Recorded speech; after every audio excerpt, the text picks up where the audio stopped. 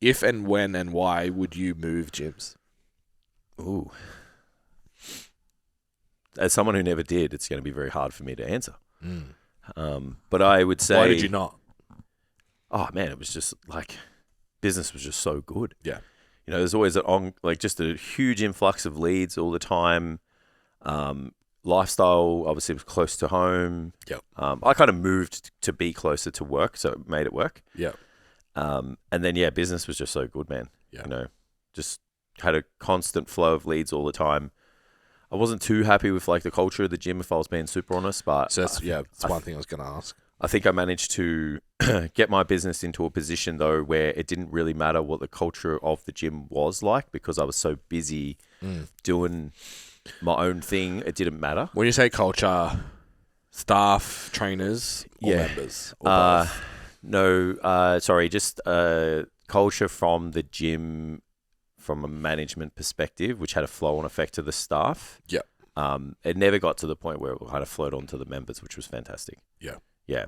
Yeah. And we were in a gym I was in a gym for the whole time with a place that kind of you went there and you got a personal trainer. And then, where it was located, the demography was, you know, people who kind of had an expendable income to put into personal training. Yeah.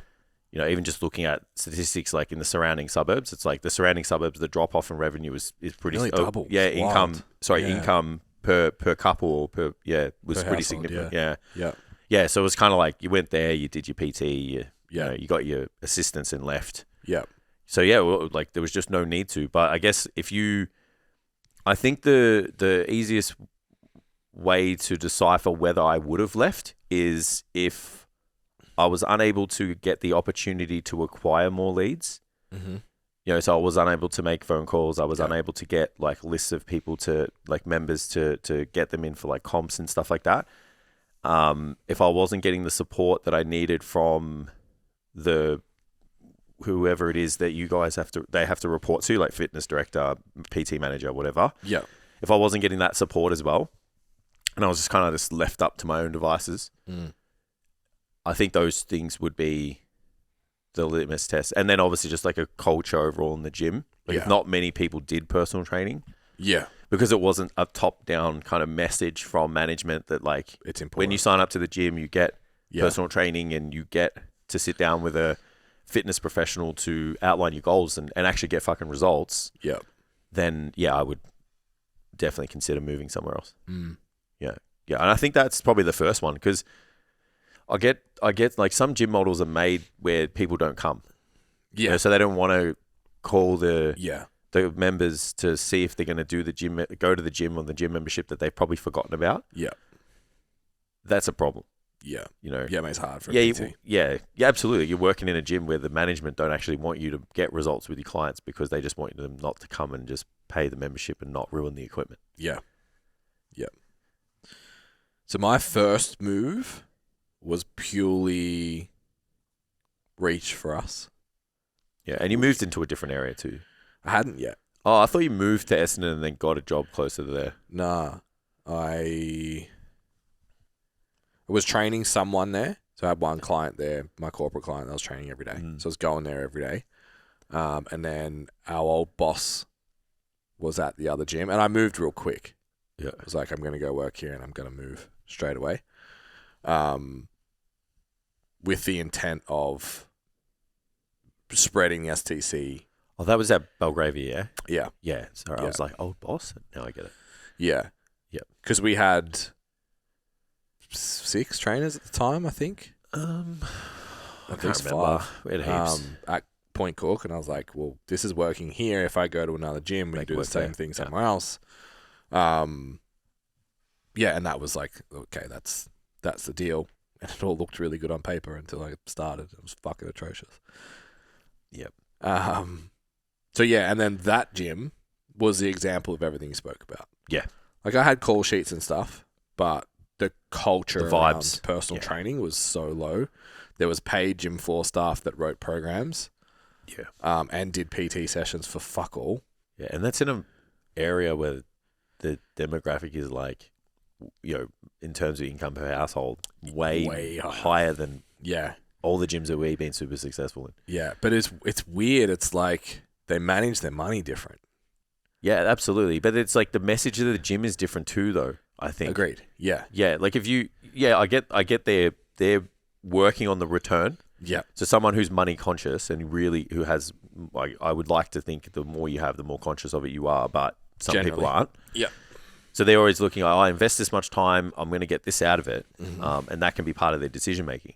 But if you go into a place where it's like every person gets results because they work with a fitness professional, so you can look better, feel better, perform better if you work with one of our staff, that still sways the decision making because that net return that they're trying to calculate gets influenced. Yeah, I think it's the difference between lower middle class and upper middle class as well. So if you are lower middle class, you make good money, but you still live week to week. So then when you do your budget, you look at a weekly price. Does that fit in my week? Can I afford it? Yep.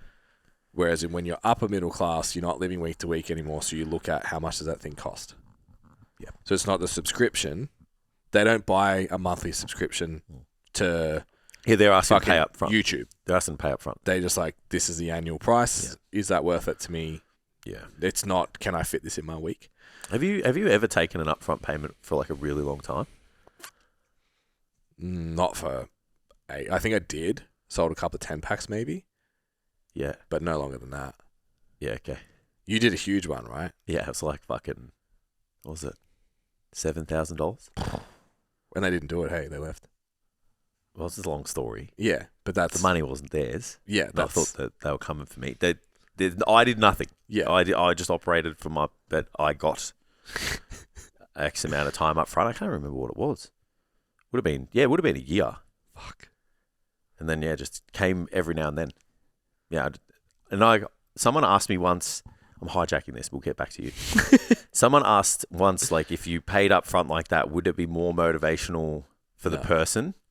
And then every time I've seen it, I think it hasn't been. Yeah, once it's spent, it's forgotten. Yeah. It's kind of like I bought tickets to this festival that's coming up, and we had to pay overs because we missed out on the release. Yeah.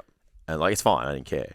But even when I get to the event, I'm like, it's for free. Yeah, it's boy math, right? It's like, it doesn't matter. Those tickets could cost $1,000 each. Yeah. By the time I get to the event, it's free. Yeah, we're talking about my glasses on the other one. It's going to take 2 weeks to get in. Yeah. I said to Amy, I'm like, that'll be perfect because I'll be over it. Yeah. I'll be over it that I spent double what I planned to, and now I'll just be excited. So, if you let go of that kind of cash up front. Yeah. But then again, I guess it probably does depend slightly on how you manage your money and how you think about it, maybe. Yeah. So, anyway, Soz.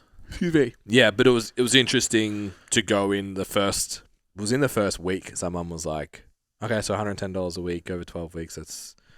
Did the math, the total. I was like, 5 years, 6 years I've been training people. No one's ever done that. What hellhole have I stepped into? But it was more, like you said, the culture. I was like, everyone just got a push-pull leg cardio program from the Gym 4 staff. Yeah. And you had to convince them that you were worth double them. Yeah. And if there was no culture on getting results, like, you just go to didn't matter. Move and socialize. Yeah, which then reflected in the demographic being average age is 45 plus. Yeah, which just moving around is good enough for them. Correct. For most of them, not all. Yeah. Honestly. And except all the ones I got doing bodyweight triples. Yeah. Yeah, so that for me there it was just like that's it. The culture wasn't what it needed to be, and then the demographic in the gym. And I want to be careful with this one because we've seen a lot of trainers get this mindset that I don't know if they haven't earned it yet or if it just isn't actually what's in front of them. Is that the demographic isn't in the gym wasn't suitable to the skill set I had. Yep. So I could get better results in a different gym and look far more exceptional than I did in that current place. Because taking a 65 kilo 48-year-old to squat 60 for 3 is cool. But if I did that with a 25-year-old, it's cooler. It's going to be 100. Yeah. Do you know what I mean? I understand. And they'll also improve their body composition and they'll. You know what I mean? Like it just... Yeah. There's also that idea that, like, if you live in an area of lower socioeconomics and the gym is located there, there's just no desire for people to have personal training. When what we have seen is the other way around. The thing that happens is there's potential ceilings on just what you can charge. So you'll get the volume of work. Yeah. You'll just find that every area has a potential ceiling. Yeah. For most, not all. Yeah. Where you just unless you're in the city, really. Yeah, and there's like acute circumstance. Like I was charging pretty good out of Good Life at the end. Yeah. No, but I'd earned my stripes doing 9 years of full, 9-10 years of training people. Yeah. With an exceptional, I would like to think, exceptional reputation. So yeah, it wasn't a situation where you were finding people that were coming to you. But before that, it was like the areas would suggest that this is what we can get. Yeah. So first move was purely for branding, more upside on the other side. Didn't really work out. I think I was there for 18 months. I still got a full book. Had to work real hard for it. Yeah, just had to make 10 calls instead of 5. And the retention was the same. Everything was the same. It was just like the people double the work for the same outcome as other places. Correct. Yeah. And then I started looking at back to a Good Life around the corner. Yeah. Like this is a really different group of people that go here. Yeah. There's more PTs. There's no gym floor staff. I've won at this model before. I was just about to say a business model that is kind of semi-designed around personal trainers who know what they're doing and can apply the system winning. And the biggest reason initially was because I needed an office. I needed to be able to stay at work and work all day. And they had one. I was like, all right, let's do that. That office. And then, walked in there and was off the gym floor in 6 weeks. Yeah. It's like, just charge me rent. Like, let's go. Yep. Yeah. Yeah, I know a lot of people will look at like a gym, and if it's got personal trainers and got an amount of personal trainers, they'll be like, oh, it's super competitive. And to a degree, like you could say it is, but it's like also a message saying that people go there to do personal training. Yeah. Like you and I have had conversations a lot about like when life was the best at Good Life. Yeah. At Point Cook. 25 of us. And we had 25 trainers. Yeah. But not everyone was doing well, I guess, but everyone was doing well for their input. Everyone was doing well enough, Yeah. And we were still doing real good because but the ones that weren't doing great would have been doing worse somewhere else.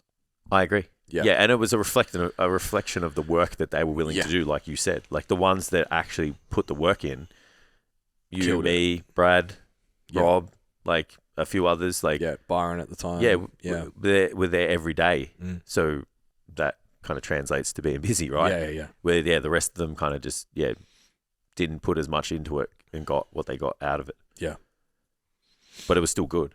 Yeah. That was some of the most enjoyable years that I had at the gym. Like as in, was kind of just happy to walk in the door. Eventually, I just got that busy that I just didn't care. Yeah. Yeah, I was just like, come in, do this, and I got a million other things to do. Yeah. But it's always, a gym with no trainers can be a great opportunity, providing that you have the support from the business around it. But it can also be, if you don't have that support, like not a great opportunity. Yeah. Yeah. So I've been looking at Body Lids and just chatting to them a bit like where I train. Yep. And so they're in an interesting position because there's nowhere else. Yeah. It's the only personal training in the area. So as much as the culture isn't PTs, there's now 4. There's been as low as 2. There's no culture around personal training, but you could be really successful there if you What's just the try. member base there? I have no idea. Yeah, 1,100, you reckon? I would be totally guessing. Yeah. Yeah. Enough, though. Yeah. Like that's a lot for that area, though. Like, if it is. Even 600, man. Yeah. Like, per trainer, 100 people, just over per trainer. It's crazy. We used to work on 180 at Good Life, right? Yeah. Well, even they went down to 120 or something. Yeah, right. At one point. Yeah. Yeah. So that's the only time that I would be like, there is opportunity because there's low. Because people just look at the gym and they're like, oh, well, the Snap Fitness only has 1 personal trainer. It's like, Good Life 3 minutes away has 20. So you're also competing area code, not just the gym. Yeah. Because most people that go to Snap don't want a personal trainer. They want a $9 membership. Why do they want a $9 membership? Because they don't value it. They don't care about it. They just want to pay the least they can, get in, get out. Even look at, it's funny because you can find polarizing examples as well. Because if you look at like, I don't know, say like your local Derrimut gym, which is massive, Yeah. and it's got thousands of members. Yeah. Not there for PT though. Correct. Yeah. Yeah. Yeah. So you just got to. So I think we're coming back to that common denominator of what to look for in the gym, and it is a culture of personal training. Yeah. And personal trainers that are doing good. Yeah, 100%. Yeah. Regardless of the rest of the stuff, like that should be the first litmus, the first part of the criteria that you look at. Yeah. Yeah. So outside of the big box model, you obviously see a lot of people that like can't get call lists and the gym's struggling or the gym's going backwards and all that kind of stuff as well. That's do you know actually what the hardest one I think is? When someone tells me I'm going at any time, I'm like, I don't know what that means for you. Someone says they're going a good life, I'm like, you're fine. Even Genesis, I'm like, you'll be fine. Oh yeah, but that's because each one of them is run They're so different. independently. Yeah. So they buy the franchise and then they get to operate the way they want. Yeah, I've been in so many times that I'm like, A, this gym is fire. Yeah, some of the B, fit outs, man. The PTs are incredible. The equipment's good, the lighting's good, the culture's good, the management's good. Yeah, and then you can go to one in the next suburb and it's trash. It's the complete opposite. I agree. Yeah. Yeah, that's a I guess I don't know, weakness maybe. Branding wise, from an industry standpoint, maybe. Yeah, but that But obviously operationally, like yeah, okay. yeah. Well, because we know you just have a cash to open a business, so you don't need to know anything about operating it. Yeah. You know, sometimes if you're in the right location, it's just turn the lights on and people will come, right? Yeah. So are they squeezing every ounce they can get out of that, lemon? Yeah, correct. For their business? They don't know any better, right? Well, they're not. You're not a fitness industry person. Yeah, so that's definitely a weakness from our end looking into a business like that. Yeah, so this topic's come up because one of the guys in Standout's moving. It's like the gym he's at's underperforming, he needs to go somewhere else, found it any time. Fit out looks sick. Yeah. But yeah, not sure about like culture or anything like that, but that's definitely what I'd be doing. Our find a gym checklist is like just go train there. Yeah. Train there different times a day for a week and just see how many trainers are there, are they busy, what the culture's like. Yeah, I think it'll be a little bit easier now. I feel like there is a culture overall to get help now in the gym. Yeah. We were kind of, you and I had to almost convince people. It's wild that everyone's had a PT before. Yeah. The idea now is. Now we have to convince people what online is. Yeah. Yeah. It's true. I had a consult with an old client the other day. And they were just like, so how does this work now? Yeah. Because you're not next to me. Yeah. Telling me what to do. Yeah. So yeah, it's just moving forward, right? But yeah, I think that's where you start. Yeah. I don't. There's not really much else. Yeah. And if you're in a place, so I think the situation that the trainer from Standout is in was like, yeah, it's a no-brainer. Membership's dwindling. There's no leads. Like, it's the writing's on the wall. If you fucking hate it, too. So, but here's my thing, right? So, I think people convince themselves they hate it because they think, and this is where I was really careful before. So, I've been in a gym where all of my clients were over 40. Yeah. And I was training people for strength and body composition outcomes. I knew in that gym that it wasn't as rewarding as it was previously at Good Life Point Cook. But a lot of trainers are going, well, I've been a PT for 2 years, so now I should be working with people like me that are as adherent as me, as determined as me, as focused as me, have priority level on their goals as me, all of that type of stuff. And then they start to hate the job. Good Life Point Cook. Yeah, for the people that come. Because there's no fucking jacked bodybuilders or powerlifters or athletes or whatever here. And I don't want to train mums. I don't want to train that's gonna be really office hard. workers. I want to train people that are serious. Yeah. That's and you get in this fucking loop. Yeah. You see trainers go through it all the time and then they go to a gym that doesn't have a PT culture because people that train there look like the type of person they want to train, but they don't want personal training. Yeah, it's tough, man. Like, I can't remember who said it to me. when I first started, I remember someone saying like, there's more people who need to learn how to work out than there are people who know how to. Yep. So then I was like, okay, well, there's that, and they were like, that should be your job, your main focus. Like, if you want your business to succeed and you want to make money and do this full time, they were like, yeah, that's the mindset you need to have. Yeah. I guess I must have just taken that into the DNA of the business and my attitude towards training. And obviously, like, I love the job, so like, helping anyone is kind of good. Yeah. So yeah, like it's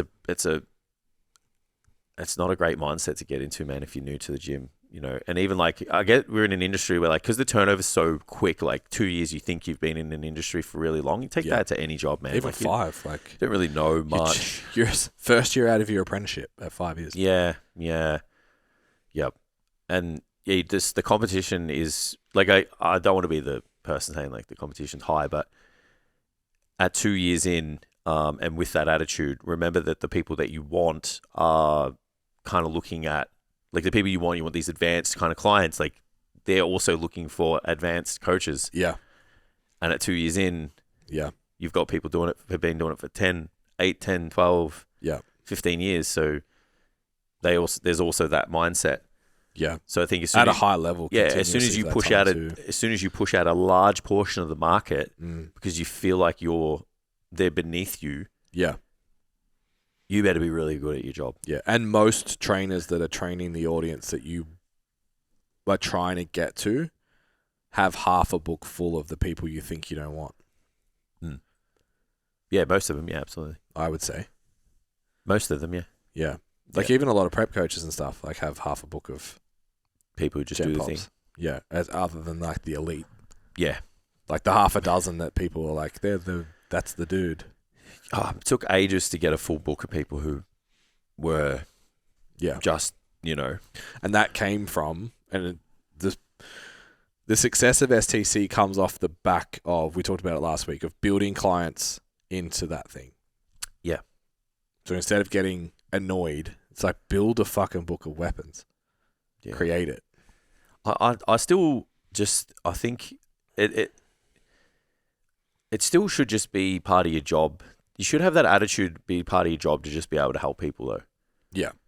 You go into a restaurant and the guy only wants to make pizza and someone asks for a sandwich. Like, you can get the shits. Yeah. It's the same. Yeah. Like you go into a car dealership, they only, you want to sell this car and someone buys another one, you like get mad at it. Like, I don't want to go to this job anymore. I feel like it's kind of similar. You only have one haircut that you want to cut and then someone comes in and goes, I want this haircut. And you're like, I hate doing that haircut. Yeah. Do you just, do you quit your job? Yeah. You know what I mean? Like sometimes I'm like, we get bogged down into like be the best niche, do all this stuff.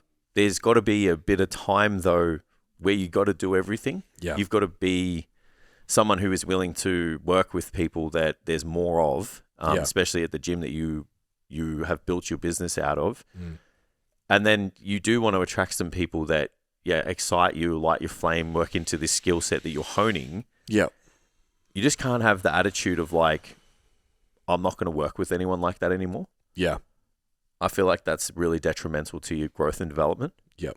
Because it's just it does take time for most people, because everyone only looks at like the top percentile of like, they got a result with someone and then everyone starts piling in. They've got this full book of clients that they are their ideal client. For the rest of the people, it's just a huge transition. It was like 95% general population, 5% niche down. Mm-hmm. Then it turned into 20% and 80. Then it turned into 60 and 40. Yeah. And then now it's like 80, 90%, 10. Yeah. But that happened over, a long time. Yeah.